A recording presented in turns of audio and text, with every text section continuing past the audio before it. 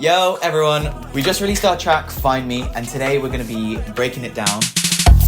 Hey! Now we're going to be showing how we made it and all the stages that it took to get through to the final edit. This is the vocal project for the songs. We actually tried a bunch of different vocalists for it. This is the vocal we actually ended up with. So this is like before it was pitched down. Love can't find me. Love can't seem to find me. No, no, no. Which is completely different. It sounds really pretty in this space as well, to be honest. If you want us to release a stripped version, let us know. All the vocals were recorded like 3 semitones higher, I think, and then so that when it was pitched down into the actual like project where we made the rest of the song, it sounded like a bit different. This was one of the first vocals we had. Love can't find me. Love can't seem to find me. No, no, no. There's another one here. Love can't find me. Love can't seem to find me. No. Most of the track came together in pretty much one day. The track was really built around the vocal, so like even the stuttery kind of chop bits are all taken from the a cappella to kind of like turn it into an instrument. All right, this is the project. So the intro here, we got some like party ambience that we recorded. Just kidding, I got it from Splice. We don't go to parties. So that's when the vocal was pitched down with a bunch of effects on it. Which probably sounds how you know it. This is the stutter lead that's just basically made from like an ad-lib that was just chopped up. Without any effects, it sounds like this.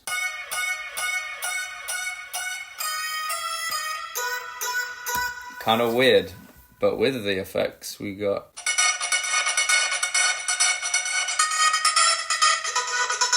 There's also a synth doing the same melody.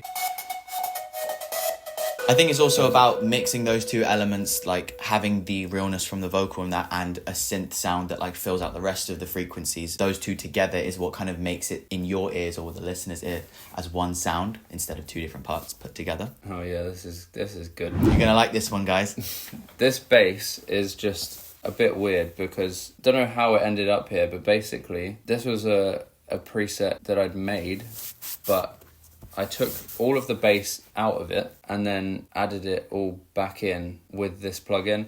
I don't know, it sounds kind of wrong, but it works. And that's also, you get all these crazy bass fills that happen. A lot of the time we'll take sounds and convert them into audio, render them so that they can be chopped up, and then they're just a lot tighter because you can like visually see them and you can see which bits you are exactly cutting off. We'll go to the drums. Everyone likes to look at drums. Whenever you ask a producer like what their source is, everyone always says drums. Drums are just drums, man. Like there's nothing deep to it. It's just we got a kick here. Also, we really like taking sounds that don't sound like drums and turning them into drums. The more obscure that the snare sounds, the more interesting it sounds. True that. There's a bunch of like Foley stuff going on in here as well.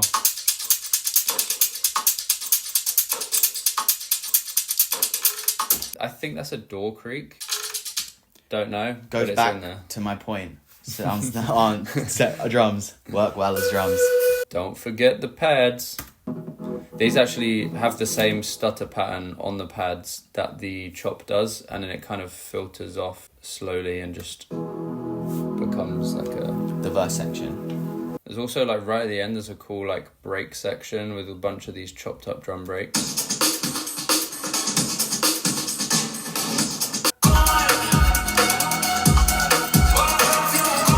Right on the end of the build, we have this little vocal thing that happens. God, lost it. Don't know where it is. There it is. Couldn't tell you how it was made, but it was made with at least Alter Boy and Chroma Verb and probably some like weird other pitching things. It's just a love gone.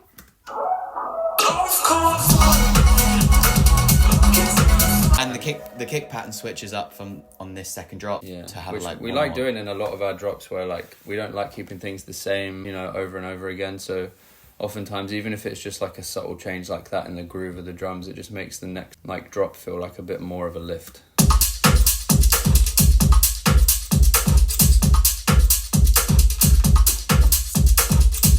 always switching to this kind of pattern really fills out the drums because you kind of have the kick hitting more often. Yeah, it's like 4 to the floor almost, but not quite.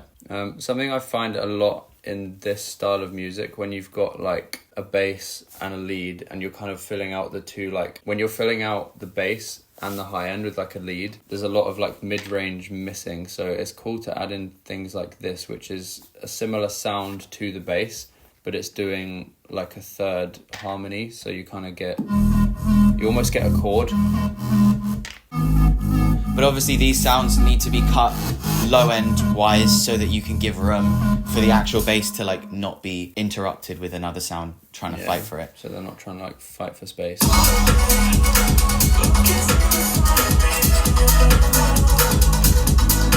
I think it almost gives it like that spooky element of it. Yeah. Do you know what I mean? It's nice. This is where the euphoric like arps come in right at the end. These plucks were put in more to like add texture than like so pitch. Pretty. I think they kind of feel a bit messy and like all over the place, which is really nice in the top end.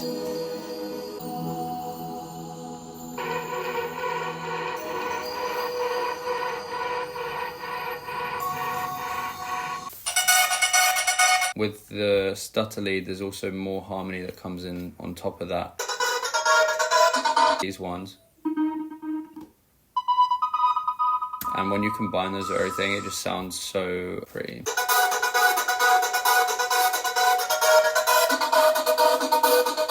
Also, there's quite a lot of white noise in these parts, which really fills out the high end. Another thing that is kind of cool for adding like a bit more organic texture to tracks is like there's a lot of effects and things you can find on Splice or online, like Reddit packs and things, but if you want to just create sounds that like really fit your track that you're making, sometimes just using your phone to record things like weird noises like this, that's literally like an inhale, like, and some other like just scratching across the table or something, and it just adds like so much to the like, very subtle, does bits. It sometimes sounds more normal than just trying to use a sweep or a crash reversed or whatever. Don't worry about all these stems. We do a lot of stemming between both of our laptops as well, so all of our projects are quite messy because I'm on Ableton and he's on Logic. So the majority of this song was on Logic. I think that's about it. Yeah. So thank you for watching, guys. See you soon. See you later. In a bit.